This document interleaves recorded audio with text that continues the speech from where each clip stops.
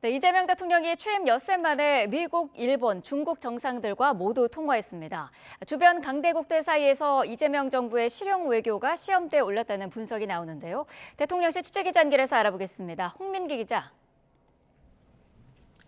네, 용산 대통령실입니다. 네, 자 이재명 대통령이 주변국 정상과 모두 통화를 마쳤는데 어떤 대화가 오갔는지 정리해 주시죠.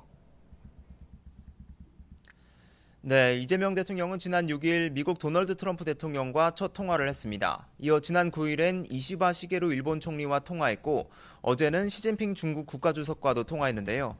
이 대통령 취임 엿새 만에 주변 3강 정상들과 통화하며 상견례를 마쳤습니다. 이 미중일 순서로 통화했던 문재인 정부와 달리 중국에 앞서 일본과 먼저 통화했고요. 또 미국, 일본보다 중국과 통화한 시간이 더 길었습니다. 대통령실은 통화 순서나 시간에 큰 의미가 있는 건 아니란 입장이지만 이를 두고 여러 해석이 나오는 것도 사실입니다.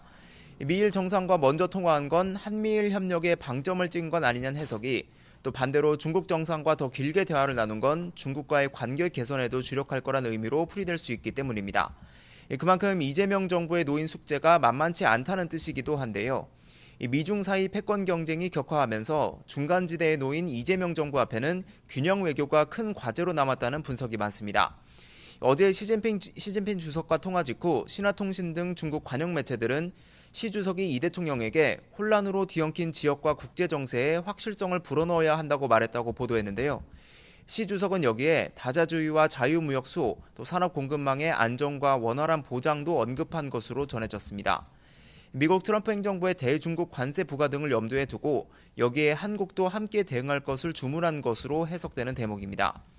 미국과 관계에 대해선 트럼프 대통령과 통화에서 관세 문제에 대해 양국이 모두 만족할 수 있는 합의를 이뤄내기로 한 만큼 관세 실무 협상에서 치열한 논의가 필요한 상황입니다. 또 방위비나 주한미군 재배치 문제 등 경제 안보 문제에 대해서도 미국과 논의할 쟁점이 적지 않은 상황입니다. 이 대통령은 우선 오는 15일부터 캐나다에서 열리는 G7 정상회의 초청받아 참석할 예정인데 여기서 트럼프 대통령과 이시바 총리와도 대화할 것으로 보입니다. 또 오는 11월 경주에서 열리는 에이펙 정상회의에 시진핑 주석을 초청했는데요. 이 미일 정상과의 대화 내용, 또 시 주석의 초청 화답 여부가 이제 막 첫발을 뗀 이재명 정부의 실용 외교 실험대가 될 전망입니다.